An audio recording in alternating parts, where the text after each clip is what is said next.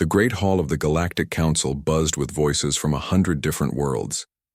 Alien beings filled the massive chamber, their forms as varied as the stars themselves. Some had scales that shimmered like jewels, others had tentacles that moved like ocean waves, and a few glowed with their own inner light. At the center of it all stood Ambassador Taemin of the Althari Empire. His blue scales caught the light as he raised a data pad high above his head. The hall grew quiet. Today was the 50th anniversary of one of the Council's most famous decisions. Friends and allies, Taemin said, his voice carrying easily through the chamber. Today we remember the day we banned humanity from civilized space. He paused for effect. Some say we were too harsh. I say we were too kind. Laughter rippled through the crowd. Near the front, Bora of the Nexians shook her crystal-like head. Her people were known for their logic and careful thinking. 50 years, she said to those around her. 50 years, and some still worry about these humans. They could not even leave their own star system without our help. More laughter filled the air. In the military section, Hyunwoo of the Valdris stood up on his 4 powerful arms. His people were warriors, respected throughout the galaxy for their strength. I have studied their history, he announced. They fought wars with metal bullets and bombs that exploded with chemicals. How did anyone ever think they were dangerous? The crowd loved this. Stories began to flow from all corners of the hall. A tall being with gray skin told everyone how humans ate other living creatures. They kill animals and cook them with fire, he said with disgust. What kind of civilized species does such things? A floating creature with many eyes added her own story. They form emotional bonds with everything. I heard they even keep small animals in their homes for no reason except they like them. They call them pets. How strange is that? The stories got wilder. Someone claimed humans played games where they hit each other for fun. Another said they jumped out of flying machines with cloth wings just for excitement. Each tale made the crowd laugh harder. Taemin smiled as he listened. These stories proved his point perfectly. You see, he said when the laughter died down, humanity shows us why the ban was right. They are too primitive, too violent, too unpredictable for our civilized society. Bora nodded in agreement. Her crystal features reflected the lights as she spoke. Their entire planet had wars constantly. They divided themselves into groups and fought over resources, ideas, even invisible lines on maps. We tried to teach them better ways, but they refused to learn. They have no respect for authority, added Hyunwoo. When our fleets arrived to bring them into galactic society, they argued with us. They questioned our methods. They wanted to negotiate as if they were our equals. The crowd murmured in agreement. This was exactly the problem with humans. They did not understand their place in the galaxy. Every other species had learned to accept the wisdom of their betters. When the advanced races offered guidance, primitive worlds said thank you and did as they were told, but not humans. They spoke of something they called freedom, said a delegate from the Outer Rim, as if freedom meant doing whatever they wanted, even if it hurt the greater good of the galaxy. They refused to give up their weapons, another added. We told them, civilized beings did not need such things, but they insisted on keeping them. They said they had a right to defend themselves. Against what? We were there to protect them. Taemin let the complaints flow. Each one proved his point more clearly. Humans were simply too backward to join galactic society. The ban had saved everyone a lot of trouble. Remember the Kepler incident, he said finally. When humans first encountered the Zephyrian supremacy, any reasonable species would have recognized Zephyrian superiority and submitted peacefully. Instead, the humans chose violence. They forced the Zephyrians to defend themselves. The crowd nodded. Everyone knew this story. The Zephyrians had been expanding their territory, as was their right as a superior species. When they claimed a Teoid human colony world, the humans should have been grateful for the chance to serve. Instead, they fought back with their primitive weapons. The Zephyrians had no choice but to remove them by force. It was a tragedy, Bora said softly. So many lives lost because humans could not accept reality. If they had just surrendered, peacefully, everyone would still be alive today. That is why the ban was necessary, Taemin continued. Humanity proved they could not coexist with civilized beings. They chose violence over peace, chaos over order, selfishness over the common good. The delegates all agreed. The ban had been the right choice. By keeping humans away from the rest of the galaxy, the Council had prevented countless wars and saved millions of lives. Young delegates who had never seen a human listened with wide eyes. To them, humans sounded like monsters from ancient stories, creatures of violence and chaos who could not be reasoned with or controlled. What happened to them? Asked a new representative from the inner worlds. Are they all dead now? Oh no, Taemin replied with a wave of his hand. They are still on their little planet, probably fighting each other as always. Our sensors show they never developed faster than light travel on their own. They remain trapped in their home system, exactly where they belong. This brought more laughter. The idea of humans stuck on one world while the rest of the galaxy grew and prospered seemed fitting. They had chosen isolation, so they got isolation. The official ceremony continued for another hour.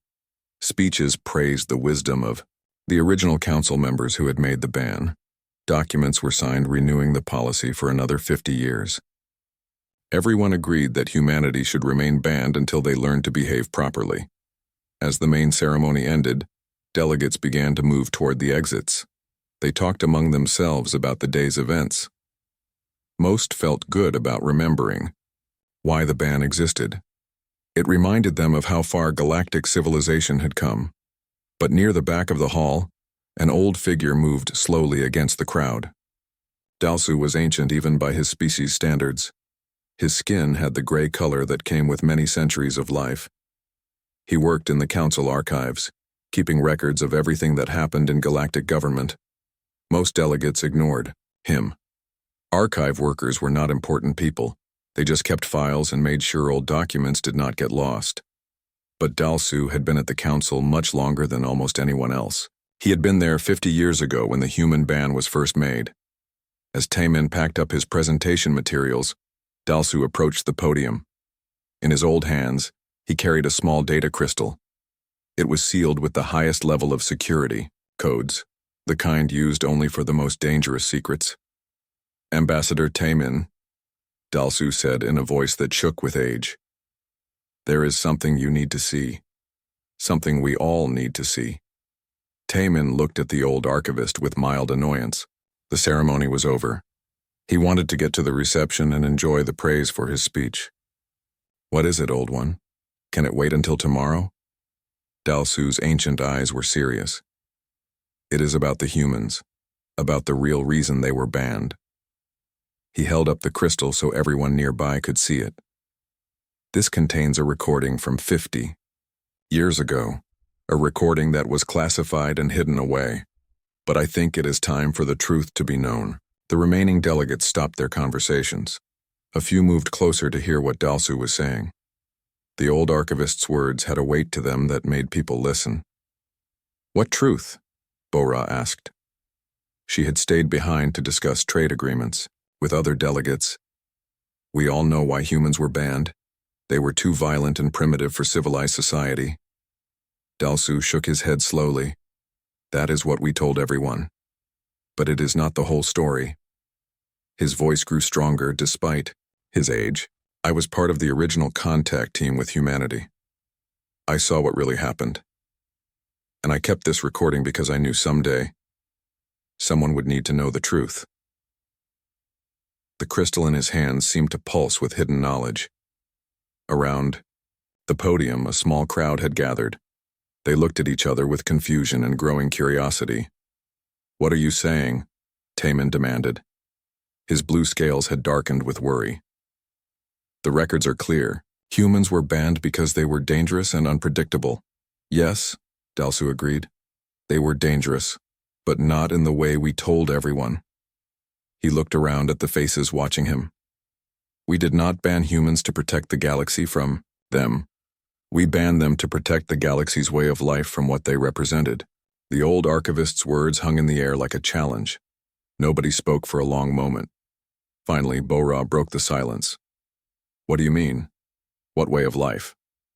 Dalsu's grip tightened on the crystal. Come with me to the secure viewing room. Let me show you what really happened 50 years ago. Let me show you why we were truly afraid of humanity. The secure viewing room was deep inside the council building. Heavy doors sealed it off from the outside world. Special shields blocked all signals from getting in or out. Only the most trusted officials ever saw the inside of this place. Dalsu moved slowly through the corridors. The data crystal clutched tight in his old hands. Behind him came a small group of curious delegates. Taemin walked with them, his blue scales still dark with worry. Bora's crystal features reflected the dim lights as she tried to figure out what the old archivist meant. Hyunwoo had also joined them, his forearms swinging as he walked. I do not understand, he said to the others. The records about humans are complete. We know everything about their ban.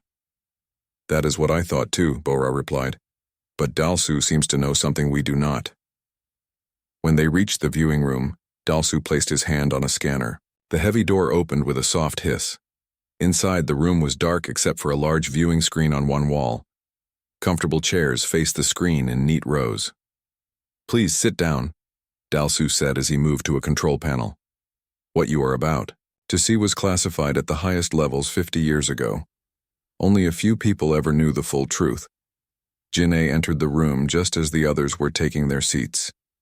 She was the head of intelligence for the Corvani people, and her tentacles moved nervously as she looked around. Dalsu sent me a message, she said. Something about humans and hidden records? Yes, the old archivist replied. You need to see this too. Your people were involved in the original contact. As everyone settled into their chairs, Dalsu began working with the control panel. The crystal fit into a slot designed for the highest security files. Lights flashed as the system checked the seal and verified the codes. Before I play this, Dalsu said, turning to face the group, I want you to remember what you think you know about humans. They were banned because they were violent and primitive. They could not fit into civilized society. They refused to follow proper order. Everyone nodded. These facts were taught in schools across the galaxy. Now forget all of that, Dalsu continued. What you are about to see is the real reason humanity was removed from galactic society. This recording comes from a place called Kepler 442b, a human colony world. The date is 50 years ago during what we called the Zephyrian incident. The screen came to life, showing a view from space. A blue and green world turned slowly below. It looked peaceful and beautiful, with white clouds drifting over oceans and continents. This was New Terra, Dalsu explained. A human colony of about 50,000 people. They had been there for 20 years, building farms and cities. It was a quiet place far from any major trade routes. Wu Jin, the current fleet commander, leaned forward in his seat. I know this system. It is in Zephyrian space now. Has been for 50 years. Yes, Dalsu said. But back then, it was disputed territory. The humans claimed it by right of first settlement. The Zephyrians claimed it by right of superior force. On the screen, 3 massive ships appeared near the planet.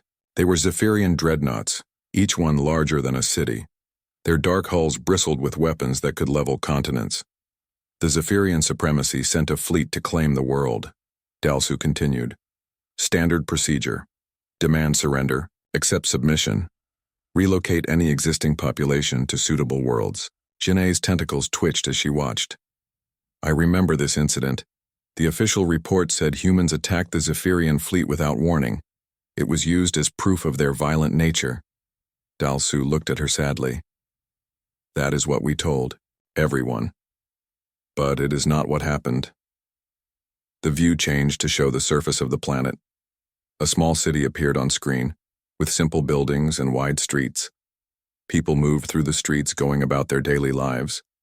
They looked human, but the universal translator showed their names in the corner as the camera focused on different individuals.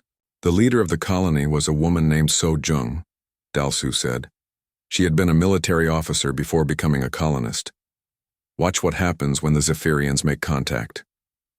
A voice echoed through the viewing room, speaking in the formal, Tones of Zephyrian command. Attention, human settlement. This world has been claimed by the Zephyrian supremacy. You have 1 day to gather your belongings and report to designated pickup zones. Transport ships will relocate you to approved worlds. The camera showed people in the streets stopping to listen. Some looked worried, others angry. But there was no panic, no running or screaming. Look at their faces, Bo-Ra said quietly. They are not afraid. No, Dalsu agreed. They are not. Watch what Sojung does next. The screen focused on a woman standing in the central square. She was not tall or imposing, just an ordinary-looking human with short dark hair. But when she spoke, her voice carried clearly across the square. Citizens of New Terra, Sojung called out. You heard what they said. We have a choice to make. People gathered around her. Men, women, children, elderly folks. They listened as their leader spoke. We can get on their ships and leave the world. We built, Sojung continued. We can go wherever they send us and start over, or we can stay and defend our home. This is where it gets interesting, Dalsu said to the watching delegates. Any civilized species would have begun preparations to leave. Superior force demands submission. This is basic galactic law.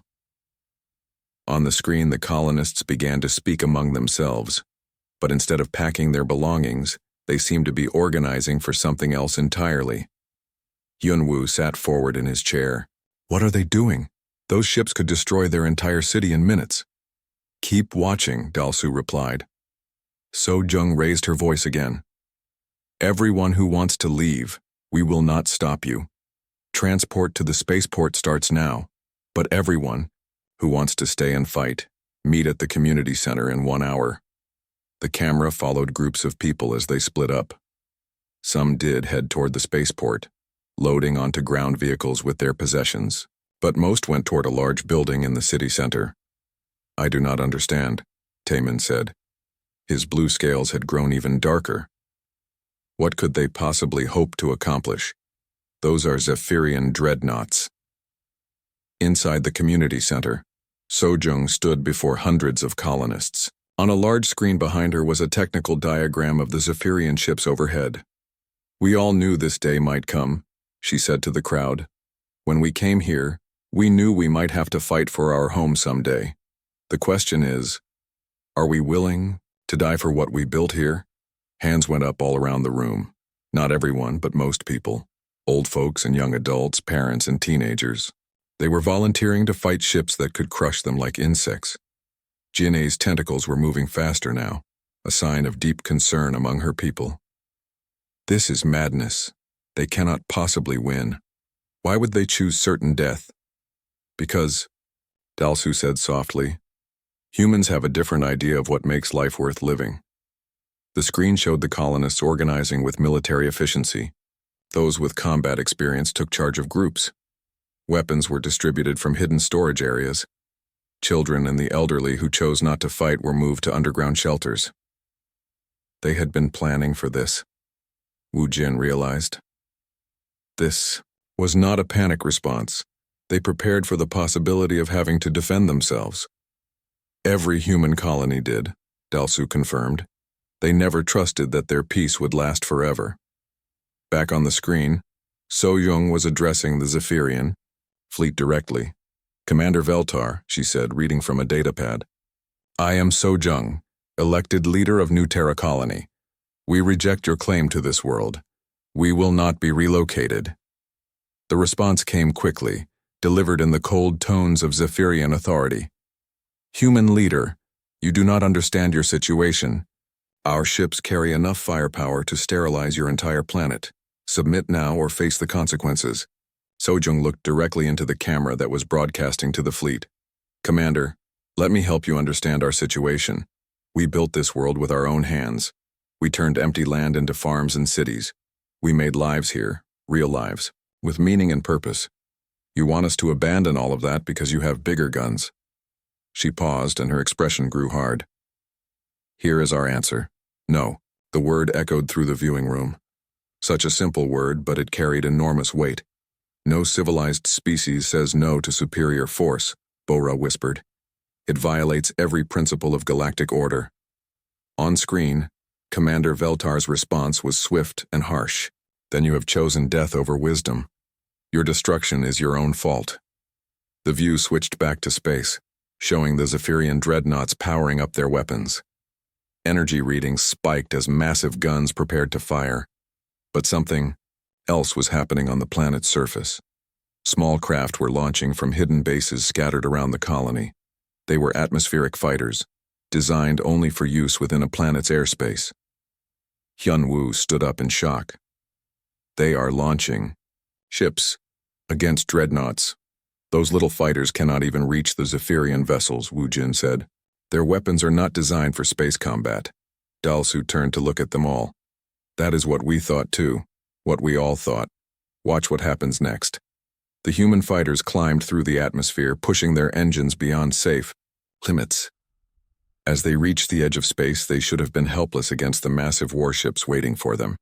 Instead, they did something that shocked everyone. Dalsu moved to the control panel and inserted another data crystal. His old hands shook slightly as he worked. The delegates sat in stunned silence, still trying to understand what they had just seen. The Kepler incident was not unique, the old archivist said. After that first recording, the Council ordered all interactions with humans to be documented. We wanted to understand how one small colony could destroy 3 dreadnoughts. The new recording started with a view of another human world. This one was smaller than New Terra, just a mining outpost with maybe 10,000 people. The landscape was harsh and rocky, with deep mines carved into mountainsides. This is Tau Ceti 7, Dalsu explained. The Corvani Collective claimed mineral rights to this system. Standard procedure: evaluate existing population, offer relocation to better worlds. Jinei's tentacles curled with recognition. I remember this operation. It was supposed to be simple, just miners and their families. On screen, Corvani ships approached the planet. Unlike the Zephyrians, the Corvani preferred negotiation to force. They sent diplomatic teams to speak with the humans face to face. The camera followed the Corvani diplomats as they walked through the mining camp. Everything looked normal at first. Humans went about their work, operating heavy machinery and processing ore. But something felt different. Look at how they watch the diplomats, Bora observed. They are not hostile, but they are careful. The human leader was a man named Chang Ho, according to the translation overlay. He met the Corvani team in a simple office building near the main mine entrance. Welcome to Tau Ceti 7, Chang Ho said politely. How can we help you? The lead Corvani diplomat, her tentacles moving in formal patterns, explained the situation. We have filed claims for the mineral resources of this system. However, we recognize your people have been here for some time. We are prepared to offer you relocation to Corvani space, where you will be provided with comfortable housing and meaningful work. Chang Ho listened carefully, then asked, And if we prefer to stay here? I am afraid that would not be possible, the diplomat replied. This world has been designated for industrial development. The mining operations you have here are inefficient. We can extract 10 times the resources with proper equipment. Our equipment works fine for us, Chang Ho said. We built this place from nothing. These mines, these homes, this community, it is all ours. The Corvani diplomat's tentacles showed confusion. But surely you understand the benefits of Corvani? Technology and organization. Your current methods are primitive compared to what we can offer. Maybe, Chang Ho agreed. But they are our methods. This is our home. In the viewing room, Jinei shifted uncomfortably. I remember this conversation. It went on for hours. They simply refused to see reason. On screen, the negotiations continued for days. The Corvani offered increasingly generous relocation packages, new homes, advanced technology, positions in Corvani society, everything any reasonable species would want. But the humans kept saying no. We do not want your technology if it means abandoning our home, Chang Ho explained. We do not want your society if we have to give up being ourselves. Finally, the Corvani diplomats gave up on peaceful persuasion. I am sorry, the lead diplomat said, but this system will be developed with or without your cooperation. If you will not relocate voluntarily, you will be removed by force. Chang Ho's expression grew serious. Then you will have to remove us by force. The recording switched to show Corvani military ships taking positions around the planet. These were not the massive dreadnoughts the Zephyrians used, but smaller, more advanced, vessels designed for precision operations. The plan was simple, Jinne said to the others. Disable their power systems, land troops escort the humans to transport ships. Minimal casualties, maximum efficiency. But when the Corvani ships moved into attack position, something unexpected happened. The humans did not wait for the attack. Instead, they struck first. Explosions erupted across the surface of the planet, but not from Corvani weapons. The humans were destroying their own mines, their own equipment, their own infrastructure. What are they doing? Yunwu demanded. They are destroying everything they said they wanted to protect. Dalsu paused the recording. This is what we never understood about humans. They would rather destroy something than let others take it from them. The recording continued. Chang Ho's voice came over all communication channels. Attention Corvani fleet. As you can see, we are destroying the mining operation. Every piece of equipment, every tunnel, every ore processing plant. If you cannot have our cooperation, you cannot have our work. But the minerals are still in the ground, Bora pointed out. They can rebuild everything. Watch, Dalsu said simply. The explosions were not random. The humans were collapsing the mine tunnels in a specific pattern, bringing down whole mountainsides. They were not just destroying their equipment. They were making the mineral deposits impossible to reach. Estimated time to restore mining operations, a Corvani analyst reported, 15 to 20 years. Cost would exceed projected profits by 300%. In the viewing room, Jinne's tentacles went still with shock. They made the entire world economically worthless, but they destroyed their own lives' work to do it. The recording showed Chang Ho making one final broadcast. You wanted to know why we will not leave our home. It is because home is not just a place. It is what you build there, what you create with your own hands. Take that away and the place has no meaning. He paused, looking directly into the camera. We would rather die as free humans on a worthless rock than live as comfortable slaves in your perfect cities. The Corvani fleet withdrew without landing a single soldier. There was nothing left worth taking. Another victory for humanity, Wu Jin said quietly. But again, they all died for it. Not all, Dalsu corrected. Some escaped in hidden ships before the final destruction, but most chose to stay and die with their world. The old archivist loaded a third crystal into the player. The Althari had the same experience. They tried to bring humans into their empire through cultural assimilation. Taemin's blue scales darkened again. His people had always prided themselves on their civilizing influence on primitive species. The new recording showed a different type of human world. This one was green and beautiful, with cities that looked almost artistic in their design. The humans here seemed more advanced, more sophisticated paradise colony, Dalsu explained. The humans there were artists, scientists, philosophers.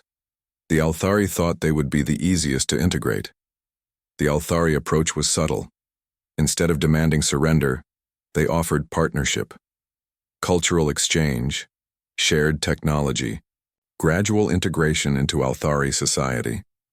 The human leader was a woman named Myung, a scholar who had written books about galactic civilizations. She welcomed the Althari visitors and seemed genuinely interested in their offer. This looks promising, Taemin said, relaxing slightly.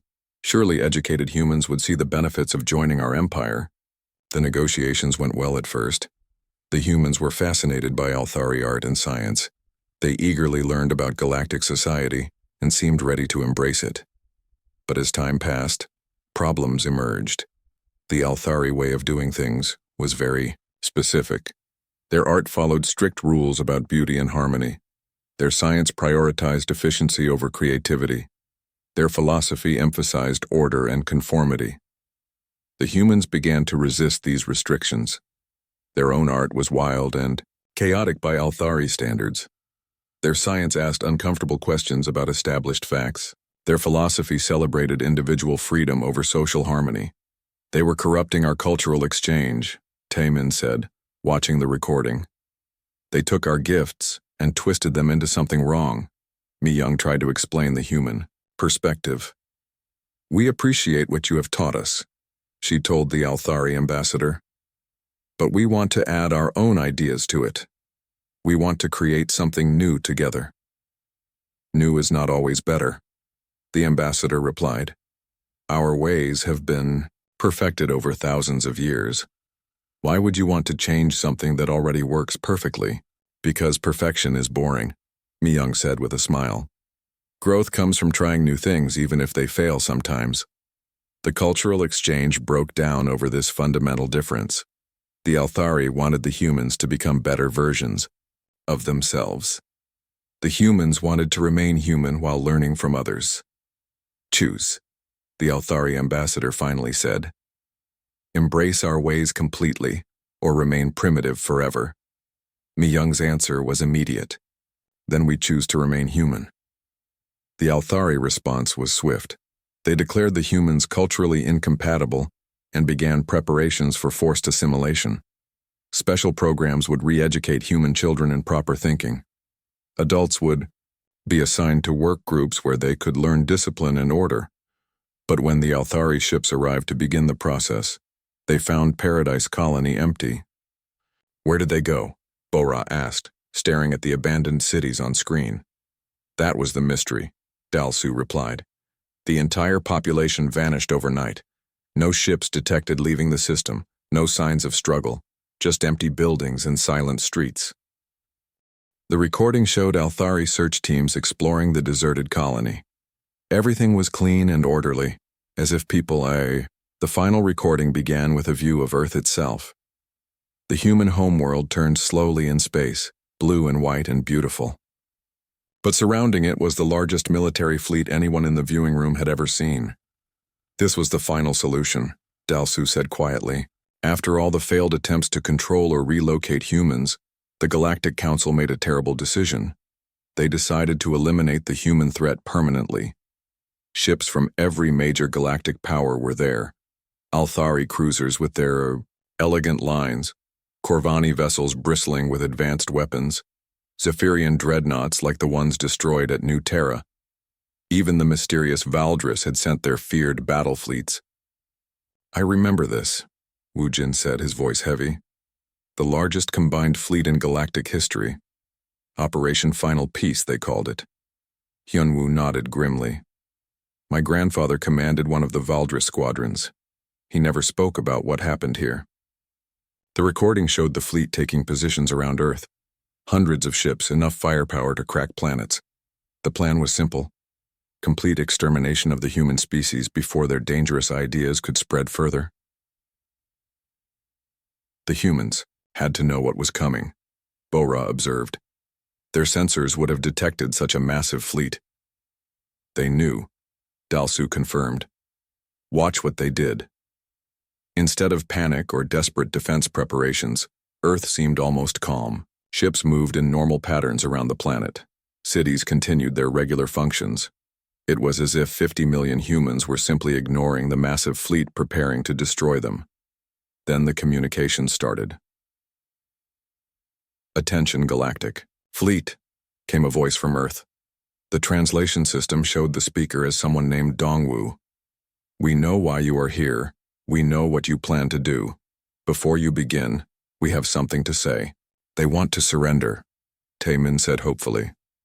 Finally, they see reason. But Dongwoo's next words shattered that hope. We do not surrender. We never have and we never will. You have decided we are too dangerous to live and maybe you are. Right. But before you destroy us, you should understand exactly what you are destroying. The recording switched to show broadcasts coming from Earth itself. Humans in cities and farms, in schools and hospitals, in space stations and research centers, all speaking the same message in hundreds of different languages. We are teachers and doctors, said an elderly human woman. We heal the sick and educate the young. Is this dangerous? We are artists and musicians, said a young man holding a strange instrument. We create beauty and share it with others. Is this a threat? We are farmers and builders, said a family standing in front of their home. We grow food and make shelter. We turn empty land into places where life can thrive. How is this evil? The messages continued for hours. Humans of all ages and occupations, each explaining what they did, what they valued, what they had built on their world. Propaganda, Taemin said dismissively. They are trying to make us feel guilty about doing what must be done. Perhaps, Dalsu replied, but keep watching. The human broadcasts shifted to show their history, not the wars and violence that galactic propaganda focused on, but something else entirely. Humans helping each other through disasters. Strangers risking their lives to save people they had never met. Communities rebuilding after destruction, stronger than before. Look at this, one recording showed.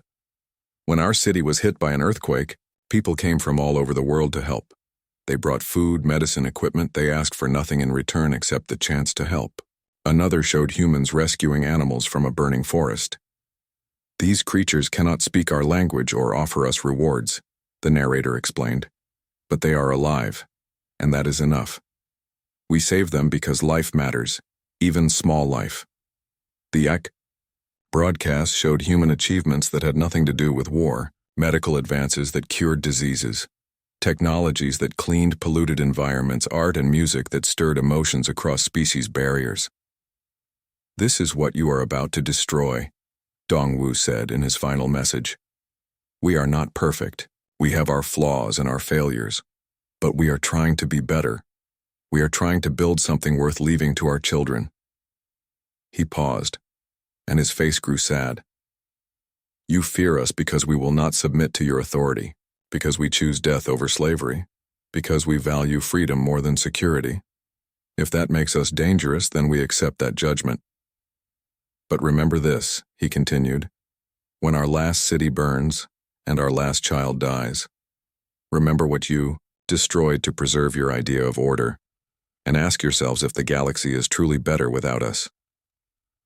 The broadcast ended. Earth fell silent, waiting for the judgment of the galaxy. In the viewing room, Jin'e's tentacles moved in agitated patterns. This is emotional manipulation. They were trying to make us doubt our decision. Were they wrong, though? Bora asked quietly. Look at what they showed us. Teachers, doctors, artists, families. How were these people a threat to galactic civilization? Because they would not submit, Taemin replied firmly. A civilization where individuals can choose to disobey authority is not a civilization at all. It is chaos. On screen, the fleet prepared to fire.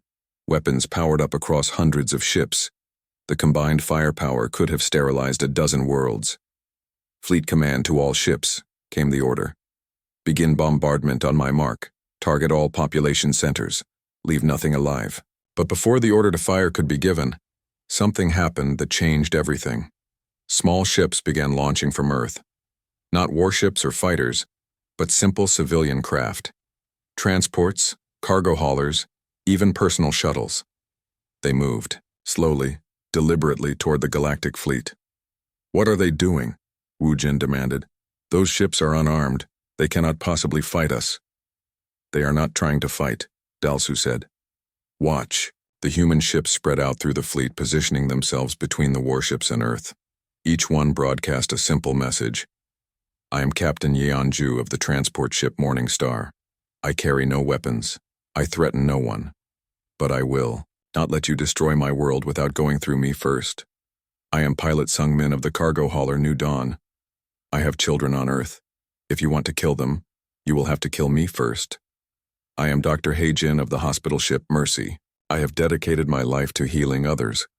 I choose to die protecting the world that raised me. Thousands of human ships, each with its crew of volunteers forming a human shield around their planet. This is insane, Hyunwoo said. They are civilians, non-combatants. We cannot fire through them to reach the planet. That is the point, Dalsu replied. They knew we would not deliberately target civilian vessels. They used our own rules of war against us. The fleet commander was faced with an impossible choice. Proceed with the bombardment and massacre thousands of innocent civilians, or abort the mission and let humanity survive. Pull back the civilian ships, the commander ordered. We will not fire on non-combatants. But the humans refused to move. We are exactly where we choose to be, Captain Yanju replied. If you want to destroy our world, you will have to destroy us first. Hours passed.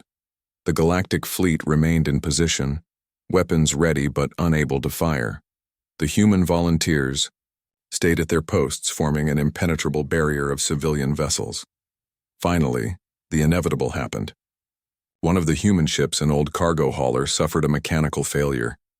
Its engine shut down and it began drifting away from the fleet formation. Now, the fleet commander ordered, fire while there is a gap in their formation. But the gap never opened. As the disabled ship drifted away, another human vessel immediately moved to take its place. When that ship's pilot was asked why he was willing to die for people he did not know, his answer was simple. Because they are human, and I am human, and that is enough. The galactic fleet waited for 3 days. 3 days of human volunteers maintaining their impossible blockade. 3 days of civilians choosing certain death over allowing their world to be destroyed. On the 4th day, the fleet withdrew. The mission was classified as impossible to complete. Wu Jin said softly, "We told everyone the humans had been dealt with, but we never said how." The truth would have been too dangerous, Jinny agreed. If other species learned that humans could force a galactic fleet to withdraw through sheer willpower, it would have changed everything, Dalsu finished. The idea that civilians could stand up to military authority, that individuals could choose to resist overwhelming force, these concepts were revolutionary. The recording continued, showing the aftermath. The Galactic Fleet Commanders meeting, in emergency session, trying to understand what had happened. How had the most powerful military force in the galaxy been defeated by unarmed civilian ships? They did not defeat us with weapons, one commander reported. They defeated us with ideas. The idea that every individual life has value. The idea that people will sacrifice themselves for others. The idea that freedom is worth dying for. These ideas are infectious, another added. Already our own crews are asking questions. Why did we withdraw? Why did civilian vessels make us change our plans? Some are even saying the humans were right to resist. The final scene showed the Galactic Council's emergency session. Leaders from across the galaxy debating what to do about. 3 days after the secret viewing, everything changed. The truth could not stay hidden in a small room forever. Word spread through the Galactic Council like wildfire, passed along in whispered conversations and encrypted messages. Jin'ei was the first to break the official silence. As head of Corvani intelligence, she had access to communication networks across the galaxy. She sent a coded transmission to trusted contacts in the media, along with copies of the classified recordings. The people have a right to know what was done in their name, she told her aide Kyung-soo, as they watched the first news reports begin to air.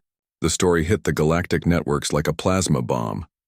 50 years of lies, the real reason for the human ban scrolled across screens from the core worlds to the outer rim. Within hours, every civilized planet in the galaxy was watching the footage that Dalsu had kept hidden for 5 decades. The reaction was immediate and explosive. On the Althari homeworld, protests erupted in the capital city. Citizens demanded to know why their government had lied to them about humanity. Blue-scaled faces filled the streets, holding signs that read "Truth, not lies" and "What else are you hiding?" Ambassador Taemin found himself surrounded by angry reporters as he left the council building. "Ambassador," one shouted over the crowd, "did you know the real reason for the human ban when you gave your speech 3 days ago?" "No comment," Taemin replied, his scales darkened with stress. But his aide, Minjae, grabbed his arm and whispered urgently in his ear, "Sir, you need to see this. Emergency intelligence from the border systems." In the Corvani sectors, the reaction was more analytical, but equally disturbed. University professors held emergency lectures about the ethical implications of the human quarantine.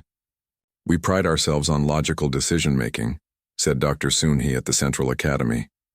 But this was not logic. This was fear disguised as wisdom. Her colleague, Professor Unsuk, pulled up holographic displays showing the classified footage. "Look at these humans. They were not monsters. They were people defending their homes, their families, their way of life. We called them dangerous because they would not submit to authority." The broadcasts spread to species that had never encountered humans directly. On Valdris military academies, young cadets studied the human tactics with growing amazement. They used atmospheric fighters against dreadnoughts. Instructor Jae Sung explained to his class of 4-armed warriors. It should have been suicide. Instead, it was victory. Cadet Seojin raised 2 of her arms. "Instructor, why did they not simply surrender? They could have negotiated better terms." "That is what makes them unique," Jae Sung replied. "They valued freedom more than life itself. The concept is difficult for us to understand." But it was not just the military studying human behavior. Across the galaxy, ordinary citizens were asking uncomfortable questions about their own societies. On a Nexian trade station, crystal formed. Beings gathered in community centers to discuss the revelations. "If humans were willing to die rather than accept our version of civilization," said Station Administrator Young Ho, "perhaps our civilization is not as perfect as we thought." His friend, Hai Wan, her crystal body flickering with worry, posed the question that many were thinking. How many other species have we integrated against their will? How many others were given the choice of submission or death? The answer came faster than anyone expected. Within days of the human story breaking, reports began flowing in from across the galaxy. Species that had been peacefully integrated decades or centuries ago were speaking out about their own experiences. The Kepler Mining Guild revealed that they had originally been an independent confederation before Corvani economic assistance turned them into contract workers. The artistic collective of Tau Ceti admitted they had once created wild, chaotic art before Althari cultural guidance taught them proper forms and techniques. Each revelation added to the growing crisis. The galactic civilization that prided itself on peace and order was being exposed as a system built on forced compliance. In the emergency sessions of the Galactic Council, tempers ran high. Delegates accused each other of creating the crisis by hiding the truth for so long. "This is what happens when we lie to our own people," Councillor Bora declared, her crystal form reflecting the chamber's lights in angry patterns. "We told them humans were primitive savages, but they can see with their own eyes that was false. Now they question everything we have ever told them." Fleet Commander Wu Jin, his uniform displaying the honors of 50 years of service, tried to maintain order. "The situation is under control," he insisted. "These are just protests and discussions. The basic structure of galactic civilization remains stable." But even as he spoke, reports were coming in that proved him wrong. On 17 different worlds, local populations were demanding referendums on their membership in galactic federations. 3 major trade unions had declared independence from Corvani economic oversight. The prestigious Althari Cultural Academy was facing a student revolt demanding the right to create uncivilized art. "It is spreading," Jin-A reported to the emergency session. "The human idea that individuals have the right to choose their own path is taking root across the galaxy." The crisis deepened when long-range sensors detected something that changed everything. Ships were approaching the galactic border, coming from the direction of the quarantined human system. "Impossible," Wu Jin said when the reports reached him. "Humans do not have faster-than-light technology. They are trapped in their home system." But the sensor readings were clear. 15 unknown vessels, design patterns unlike anything in the galactic database, were crossing into civilized space. "Maybe they developed their own FTL drive," suggested his aide Chang Min. "They have had 50 years to work on it." The truth was both simpler and more terrifying than anyone imagined. The ships were not coming from Earth. They were coming from hidden colonies scattered throughout the galaxy's outer regions. "Remember Paradise Colony," Dalsu reminded the emergency council session. 50,000 humans who vanished without a trace. They did not disappear. They went into hiding. The approaching fleet was led by a ship that broadcast a simple identification. HSV Freedom's Call, Admiral Sojung commanding. That is impossible, Taemin said, his scales now almost black with shock. So-young died at New Terra 50 years ago. We saw her ship explode. You saw her ship hit the Zephyrian reactor, Dalsu corrected. But the explosion knocked her clear before the chain reaction began. She survived, and she has spent 50 years preparing for this moment. The transmission from the human fleet was broadcast across the galaxy on all frequencies. It could not be blocked or censored. Every being with access to communication networks heard Sojung's words. People of the galaxy. Her voice was calm and clear, aged but still strong. I am Admiral Sojung of the Human Free Fleet. 50 years ago you banished my species from civilized space. You called us too dangerous to live among you. Today we return to ask a simple question. Dangerous to whom? The fleet continued its approach but made no hostile moves. Their formation was defensive, shields up but weapons powered down. We know you have been watching our recordings, Sojung continued. You have seen the truth about why we were exiled, not because we were savage or primitive, but because we refused to surrender our freedom for your version of security. Her words reached every corner of galactic civilization. On countless worlds, beings stopped what they were doing to listen. For 50 years, we have watched from the shadows. We have seen how your civilization works. Species integrated against their will. Cultures erased in the name of progress. Individual rights sacrificed for collective order. We have also seen the good you do, she admitted. The peace you maintain, the trade you facilitate, the knowledge you share. We do not come as conquerors or destroyers. We come with an offer. The offer, when it came, stunned the galaxy. We propose a new kind of civilization, one based not on submission to authority, but on voluntary cooperation. One where species can choose their own path while still working together for common goals. Join us willingly as equals, and we will share everything we have learned in 50 years of exile. Refuse and we will withdraw again to our hidden worlds. But the choice must be yours, made freely and without coercion.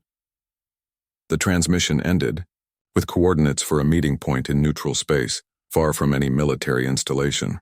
In the Galactic Council chambers, chaos reigned. Some delegates demanded that the human fleet be destroyed before it could spread more dangerous ideas. Others argued for negotiation and compromise. We have 15 human ships, General Hyunwoo pointed out. We have 15,000. We can end this threat right now. And prove their point about our civilization being built on force? Bo-Ra countered. The entire galaxy is watching. If we attack ships that have made no hostile moves, we confirm everything they have said about us. The debate raged for hours. Meanwhile, something unprecedented was happening across the galaxy. Individual beings inspired by the human example were making their own choices. Transport ships began leaving their assigned routes, carrying beings who wanted to see the human fleet for themselves. Planetary governments declared neutrality rather than choosing sides. Even military units began asking for permission to stand down rather than prepare for war. It is falling apart. Jin-Ar, the meeting point, was a small asteroid field in neutral space, far from any claimed territory. It had been chosen carefully, a place where no government could claim authority, where the only law was what beings chose to accept. Admiral So-young stood on the bridge of her flagship, watching the sensors as ships arrived from across the galaxy. Not military vessels, but civilian transports, research ships, even pleasure craft. Beings who had heard her message and chosen to come see for themselves what humanity offered. Admiral, her communications officer Jung-ho reported, we have over 3,000 ships in the area now. Corvani, Althari, Valdris, Nexian, representatives from every major species. Sojung nodded, her weathered face calm.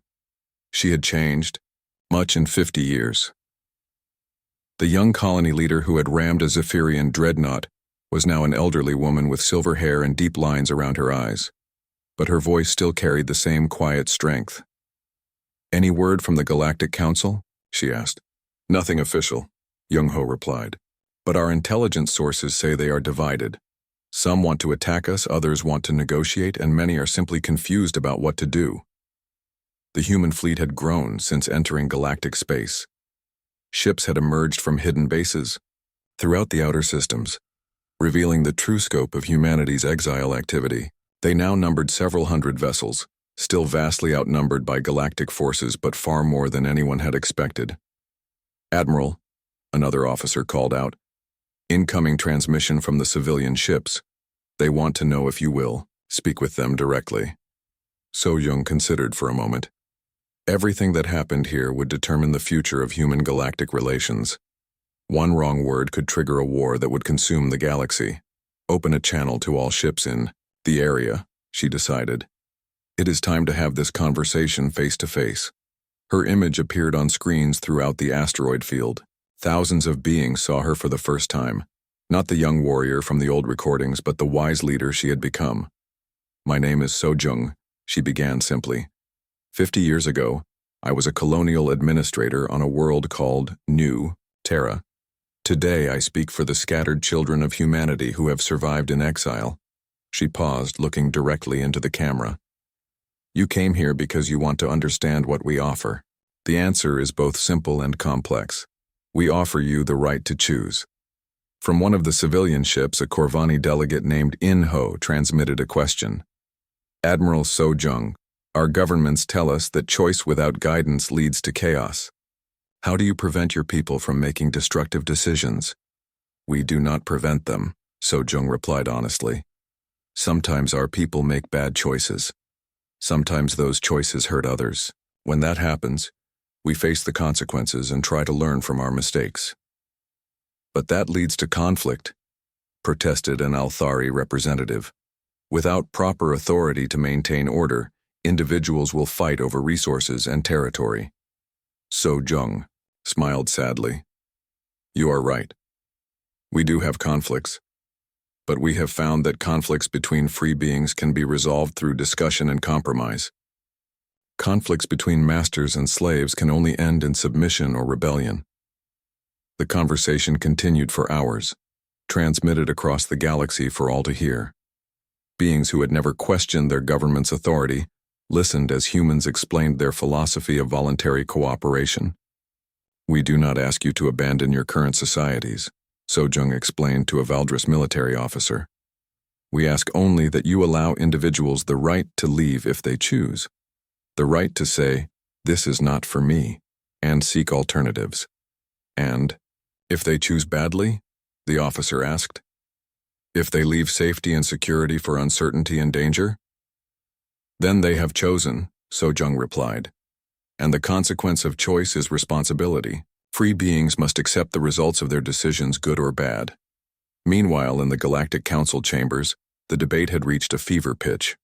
The civilian gathering at the asteroid field was being broadcast live, and the ideas being discussed were spreading faster than any government could contain them. "We must act now," General Hyunwoo demanded, pounding the podium with all four arms. "Every moment we wait, more of our citizens are exposed to these dangerous concepts." "What concepts?" challenged Councillor Bora. "The concept that beings should have choices in their own lives. The concept that authority should be earned rather than imposed." Fleet Commander Wu Jin tried to maintain military perspective. "The human fleet is still vastly outnumbered. If we attack now, we can end this before it spreads further." But Intelligence Chief Jin'e had disturbing news. "Sir, our latest reports show that attacking the human fleet may not be possible.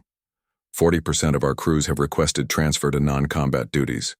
Many are refusing orders to prepare weapons for use against civilian targets. The human ideas were infecting even the military. Soldiers who had never questioned orders were suddenly asking why they should attack beings who had committed no crimes except thinking differently." Ambassador Taemin, his blue scales now permanently darkened with stress, brought the worst news of all. 17 planetary governments have declared neutrality in any conflict with humans. 3 have formally requested to leave their current federations. The Corvani Economic Union is facing strikes on 12 major worlds. "It is falling apart," Jin'e confirmed. "Citizens are choosing for themselves instead of accepting government decisions. The basic structure of galactic authority is collapsing. But not everyone saw this as a disaster. In the archives, old Dalsu was smiling for the first time in decades. He had spent 50 years keeping terrible secrets, watching as lies poisoned the galaxy's understanding of itself. Now finally, the truth was setting everything free. Back at the asteroid field, the conversation had taken an unexpected turn. Instead of debating political philosophy, beings were sharing personal stories. "I always wanted to be an artist," said a young Althari named Heejin. "But the cultural ministry said my ideas were too chaotic for public display. I became an accountant instead, because that was deemed suitable for someone of my abilities. I wanted to explore the galaxy," added a Corvani engineer called Dongmin. "But the collective assigned me to factory work because that is where my skills were most needed for the common good." Soshung listened to dozens of such stories. Beings who had dreams and ambitions that did not fit their society's plans for them. Individuals who had been shaped into roles they never chose. "This is what we offer," she said finally. "Not chaos or rebellion, but the chance to discover who you really are. The chance to fail at something you love rather than succeed at something that feels like a prison." "But what about society's needs?" asked a Nexian administrator named Sunmi. "If everyone pursues their own dreams, who will do the necessary but unpleasant work?" "You would be surprised," Sojung replied. "How many beings will choose difficult work if they believe it has meaning? When people volunteer for jobs instead of being assigned to them, they often work harder and more creatively." She gestured toward her own crew. "Every person on these ships chose to be here. They could have stayed safely hidden on our secret worlds, but they chose to risk everything for the chance to offer freedom to others." The demonstration of this principle was happening even as she spoke. Across the galaxy, beings were making their own choices about the human offer. Some chose to support their government's opposition to human ideas. Others chose to travel to the asteroid field to see for themselves. Still others chose simply to ask questions they had never dared ask before. On the Valdris homeworld, a group of young warriors led by Captain Su Jin made an unprecedented decision. They formally requested permission to visit the human fleet as observers, not to fight, but to learn. "We want to understand how humans can be so effective in combat while valuing peace," Su Jin explained to her superiors. "Perhaps there is something we can learn from their approach to conflict." The request sparked heated debate in the Valdris High Command, but ultimately they could not refuse without admitting they feared their own soldiers learning about human ideas. Similar scenes played out across galactic civilization. Scientists requesting permission to study human technology, artists wanting to see human cultural expressions, philosophers curious about human ethical systems. "They are not conquering us with weapons," observed Professor Yoon-suk at a gathering of Corvani intellectuals. "They are conquering us with curiosity. They make us want to understand what we have been missing." The turning point came when an unexpected voice joined the conversation at the asteroid field. Council President Kyung-ho, the highest authority in galactic government, transmitted directly from the council chambers. Admiral So-jung, his voice was heavy with the weight of his office. "I have listened to your words and watched the effect they have had on our civilization.